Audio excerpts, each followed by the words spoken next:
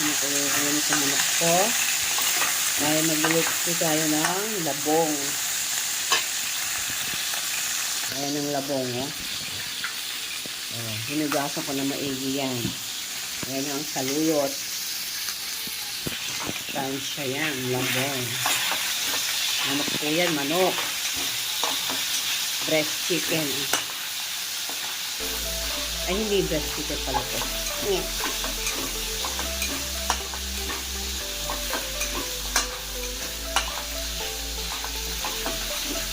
Sinahan natin ito. Walang gas ngayon. Yan. Tapos, yung fried chicken.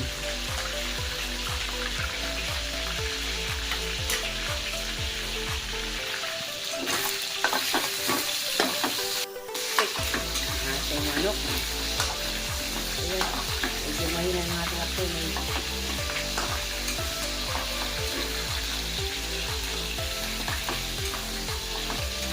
Ito na ating maigi. Napakulong na ito na ngayon.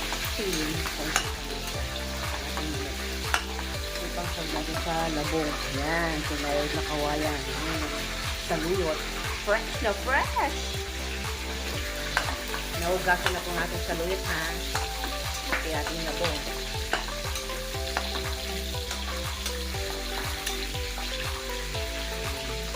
So, ito yun. Sabi natin ng ating manok. Igisa natin ng bawang at sibuyas.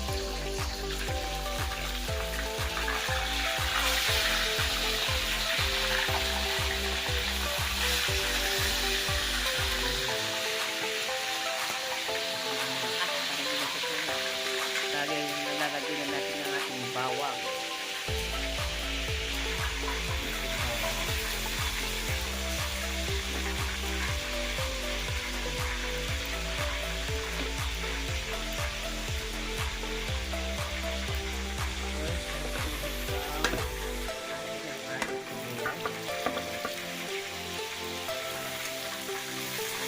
Mura lang ang bawang sibuyas yan. Kamatis dito.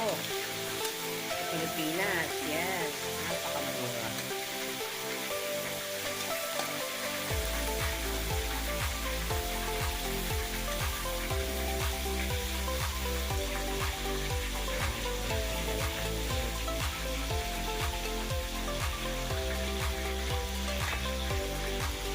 Ito.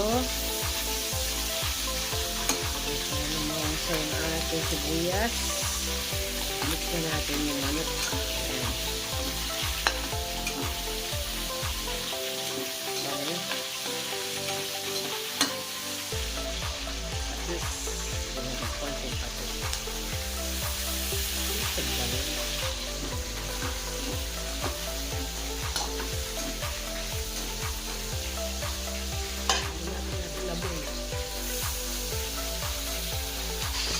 Lagyan natin ang labong. Bamboo shoot para sa ano. Sa baray, marami nito. Fire. Tapos, ito. Haluan. Takpan natin. Ito ng ating chicken.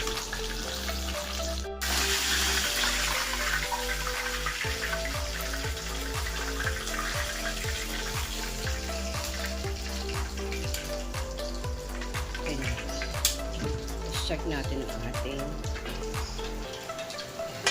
palalambutin muna natin ang ating labong or bamboo shoot bago natin ilagay ang ating saluyot. Lagyan natin ang ating saluyot. Bango. Lalagyan natin ang ating daon ng saluyot. Ayan. Masustansya saluyot. Kahit sa barin sa Middle East meron saluyot eh.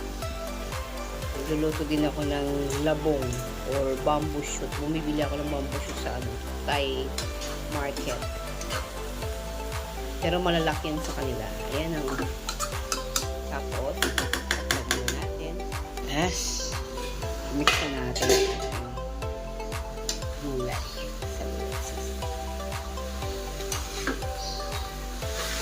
Natin yung apoy. Init. Mainit ang panahon dito sa Pilipinas, mga sisikoy. Ay, konti lang yung bamboo shoot ko.